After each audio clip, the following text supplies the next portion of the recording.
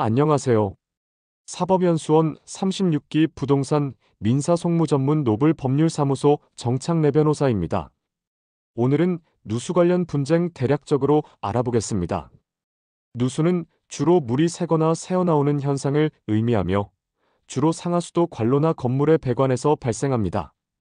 누수의 원인은 다양하며 관의 재질, 노후도, 토양, 부식, 집안 침하, 시공불량 등이 있습니다. 누수는 옥내 누수와 옥외 누수로 나뉘며 각각 건물 내부와 외부에서 발생하는 누수를 의미합니다. 네이버 백과사전 등에서 그 의미와 종류, 사진 등을 찾아보실 수 있습니다. 종류와 원인으로는 옥내 누수로는 주택, 아파트, 빌라 등의 내부에서 발생하는 누수로 냉온수 및 난방 배관, 하수 배관, 결로, 욕실 방수 문제 등이 원인이 되는 거고, 옥외 누수로는 건물 외부에서 발생하는 누수로 소방 배관, 스프링쿨러, 급수관 등이 관련될 것입니다. 그럼 누수가 발생하면 어떻게 처리해야 하느냐? 일단은 누수 탐지 업체 호출해야 할 것입니다. 사실 판사도 마찬가지고 변호사도 마찬가지이지만 그 원인에 대하여 법률가라서 알 수 있는 게 없습니다. 법률가도 법원 소송 과정에서 전문 감정인을 통하여 원인이 밝혀지면 이것의 인과관계를 밝혀 이론을 전개하는 것이지 원인 자체를 알 수는 없습니다. 누수 발생 시 가장 먼저 해야 할 일은 전문 누수 탐지 업체를 통해 정확한 원인을 파악하는 것입니다. 이는 누수의 책임 소지를 명확히 하기 위해 중요합니다. 아파트 누수에서 전유 부분에서 생긴 것이면 위층 소유자가 책임져야 하고, 공용 부분에서 생긴 것이면 아파트 입주자 대표회의가 책임져야 하겠지요. 그리고 위층에 세입자가 있으면 세입자 책임인지 소유자 책임인지 여부도 문제이고, 위층 소유자가 누수의 원인이 된 공사를 해주지 않을 때 어떻게 강제할 수 있을까도 문제됩니다. 보수공사비, 손해배상 등 재산상 손해 외에 누수로 생긴 정신적 피해에 대해서도 보상받을 수 있는지 여부도 문제가 됩니다.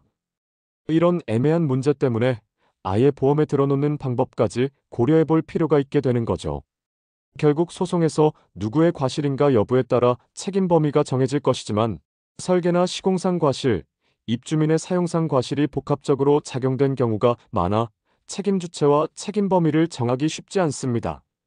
사업 주체인 시공사의 하자담보 책임 기간과 관련하여 공동주택관리법 36조, 시행령 36조, 별표사에서는 누수가 문제될 수 있는 지붕공사 홈통 및 우수관 공사, 방수공사의 하자는 5년, 단열공사, 배관, 배선공사, 창호공사, 급배수공사, 난방, 냉방, 환기, 공기조화 설비 공사 등의 하자는 3년, 마감공사 미장, 수장, 도장, 도배, 타일공사 등의 하자는 2년의 기한 내에 보수 청구를 해야 하고, 그렇게 하지 않으면 제척기간에 걸려 더 이상 보수 청구를 할 수 없다고 규정하니 유의해야겠습니다.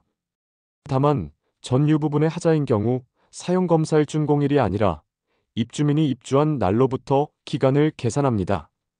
그런데 아파트가 준공된 지 5년이 지나 더 이상 시공사의 누수 책임을 물을 수 없게 되었다면 이제는 누수를 야기한 원인 제공자인 위층 전유 부분 소유자나 입주자 대표회의를 상대로 책임을 물어야 합니다.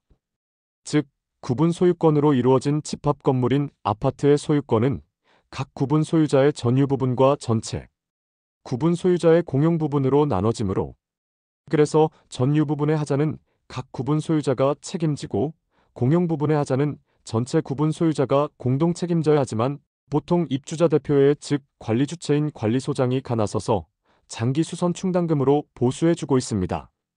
누수를 야기한 위층 세대의 세입자가 있는 경우 그 세입자가 리모델링 공사를 하거나 가구를 옮기다가 배관을 건드려 누수가 되는 등 세입자 과실로 누수가 발생했다면 피해 세대는 그 세입자를 상대로 손해배상을 청구해야 하지만 위층 전유 부분의 자연적 노화 등 세입자에게 책임 없는 사유로 누수가 되었다면 위층 소유자가 책임져야 할 것입니다. 피해 세대의 세입자가 있는 경우라면 세입자는 피해에 대해 누수를 발생시킨 위층 소유자나 세입자를 상대로 손해배상 청구를 할 수 있겠지요. 결국 어디가 공용이고 어디가 전용인지 구별해야 할 것인데 아파트 규약으로 공용 부분을 따로 정할 수 있기 때문에 구체적인 사안을 판단함에 있어서는 관리규약부터 먼저 확인해 봐야 하고, 아파트 관리규약의 초안으로 자주 활용되는 서울특별시 공동주택관리규약준칙 5조의 기재례를 보면 전유 부분은 입주자가 세대에서 단독으로 사용하는 공간이고, 공용 부분은 전유 부분을 제외한 주택 부분 부대시설 및 복리시설과 그 대지라고 하고 있습니다. 그리고 위 관리규약준칙 별표의 3에서는 도표로 전유 부분과 공용 부분의 범위를 열거하고 있습니다. 누수 원인이 불분명한 경우 소송 실무상으로는 위층 세대 소유자, 세입자와 입주자 대표의 모두를 상대로 소송을 제기하고, 소송 과정에서 감정을 통해 원인이 밝혀지면 그 가해 당사자만 남겨두고 나머지 당사자들에 대해서는 소를 취하하는 방식으로 진행합니다. 누수의 원인이 파악된다면 해당 문제를 해결하기 위한 수리를 진행해야 합니다. 그럼 이후 절차는 어떻게 하느냐? 일단 일상생활배상 책임보험에 가입되어 있다면 이는 타인에게 발생한 재산, 피해를 보상해주는 역할을 하니 보험으로 처리 가능할 것입니다. 즉, 아랫집 누수로 우리 집의 환풍기나 배관을 수리했다면 이를 보상 청구 가능할 것입니다. 이렇게 해결 안 되고 소송으로 가게 되었다면 법원에서 감정인을 통해서 감정을 하고, 감정인이 인정하는 감정금액은 법원 등록된 감정인이 누수의 원인, 피해 정도, 원상복구 비용 등을 평가하여 산정합니다. 이 과정에서 사용되는 기준은 건설감정실무와 건설공사 표준품셈 등이 포함됩니다. 그런데 법원은 손해 입은 금액 전액을 인정하지 않고 노후화나 피해자 측의 과실 등을 고려하여 감정 금액을 적절히 조정할 수 있습니다.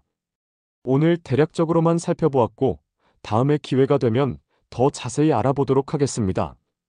노블 정창래 변호사는 사법연수원 36기로 경력 18년 이상이며 부동산 민사 송무 전문 베테랑 변호사입니다.